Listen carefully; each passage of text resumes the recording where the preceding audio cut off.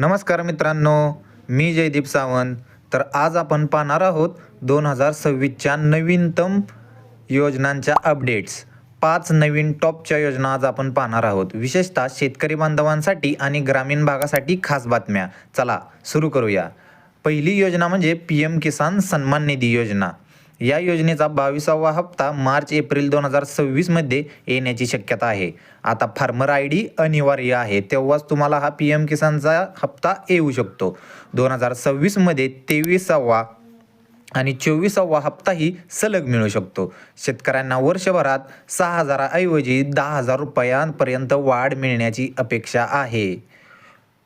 तर दुसरी योजना अशी आहे पंतप्रधान धनधान्य कृषी योजना.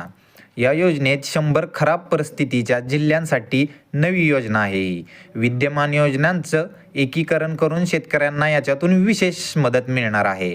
तसेच आपली तिसरी आणि टॉपची योजना जी आहे ती PM विश्वकर्मा योजना. ही योजना 2024 ते 26 पारंपरिक कामगारांसाठी या योजनेबद्दल ऑनलाईन अर्ज सुरू आहेत आणि ही योजना महाराष्ट्रातही लागू होणार आहे.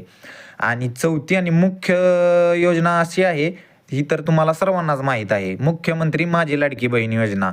तर या योजनेत महिलांना दरमहा 1,500 रुपये हप्ता मिळतो. पण आता मकर संक्रांतीपूर्वी डिसेंबर आणि जानेवारीचा हप्ता देखील महिलांना बोनस म्हणून 3,000 रुपये बँक खात्यात जमा होणार आहेत.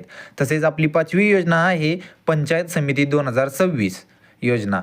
मोफत वस्तू आणि अनुदान सुरू. या योजनेतून आपणाला मोफत वस्तू आणि अनुदान हे सुरू आहे आणि याचा अर्ज स्थानिक पंचायतीकडे तुम्ही भरू शकता. या योजनांचा लाभ घेण्यासाठी लगेचच अर्ज करा, ऑनलाईन पोर्टल तपासा आणि अपडेट राहा. मित्रांनो, ही होती 2026च्या टॉप योजनांची अपडेट. आवडली तर लाईक करा, शेअर करा आणि सबस्क्राईब करा आणि कमेंटमध्ये सांगा कोणती योजना तुम्हाला हवी. भेटूया आगामी व्हिडिओमध्ये. धन्यवाद. जय हिंद, जय महाराष्ट्र.